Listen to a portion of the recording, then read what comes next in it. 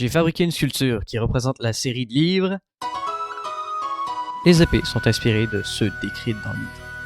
En commençant par la rouge, qui a été utilisée au début du livre, en fait. En gros, c'est une lame écarlate qui a des pouvoirs magiques, blablabla. Mais principalement, elle a été transmise de génération en génération par le clan Ichinose, c'est-à-dire le clan du personnage principal. Toutefois, cette arme a été tranchée en deux par une lame démoniaque, maniée par Mahiru Hiragi. Je vais expliquer c'est qui plus tard.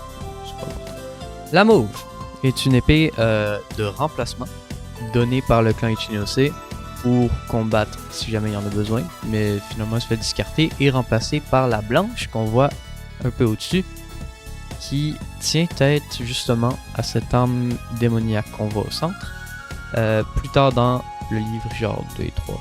Elle a été donnée par Tenya Hiragi, c'est-à-dire le frère aîné de la famille des Hiragi, et aussi le boss de Glenn, le personnage principal. Après justement qui le menace et le force à travailler pour lui.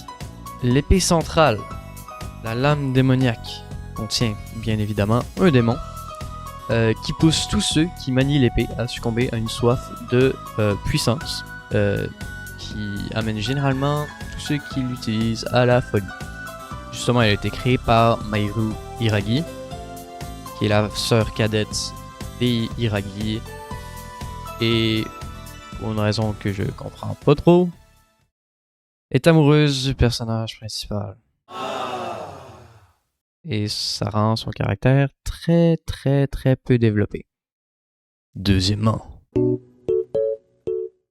la tache noire en dessous des épées est quelque chose qui arrive non seulement dans le livre, où est-ce que si tu touches justement au sol, tous ceux qui sont dans cette zone-là vont être infectés par le démon et vont recevoir les mêmes effets que s'ils maniaient l'épée. Autre chose, c'est que j'ai rajouté certains détails que je pensais étaient appropriés. Par exemple, les reflets sont faits à partir de marqueurs qui ont pour but justement de représenter le caractère de Mahiru, qui est un peu inconsistant puis très chaotique. Où est-ce que justement les tentacules qui se promènent un peu partout, c'est comme le combat intérieur entre la version gentille puis celle qui a la soif de puissance. Et c'est pas mal ça. Fait que c'est ça que c'est censé représenter. Dernièrement, la censure du livre de base. Donc, je savais que je voulais intégrer des aspects du livre dans la sculpture.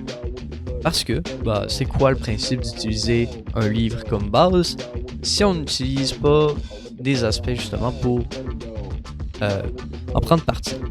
L'idée principale du livre est que c'est une guerre d'information entre le clan Ichinose, le clan Hiragi et la secte des Sans-Nus, qui est comme un allié potentiel pour les Ichinose, mais aussi un antagoniste pour les Hiragi. Donc c'est pas mal ça.